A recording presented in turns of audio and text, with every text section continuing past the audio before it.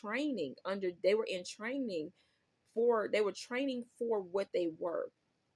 And you will see it throughout the scriptures, Saul another example, not King Saul, but the New Testament Saul that changed from Saul to Paul. He had to be, when he was in those 3 days, I'm pretty sure he was being trained even in those 3 days, you know what I'm saying? That he was blind, because he was blind and he had to receive his sight back. And I'm pretty sure God was dealing with him in that blindness, And then we can go to, and then there was still, like, he was still learning and different things from the apostles, getting to know them and all this other type of stuff, because Jesus was the name he was persecuting. So he had to learn about these Jesus people, you know what I'm saying?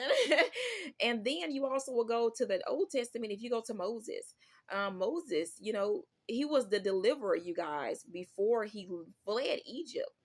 Before he fled that area, because after murdering, that Egyptian, you guys, he was the deliverer. That's what he was supposed to do. He was delivering a Hebrew from that slave master. That was who he was. And so, but it wasn't how God wanted him to be able to show forth in who he was. And so my thing about it is, sometimes we judge people too quickly on what we see, and what we believe people ought to look like when they are called to be a certain thing.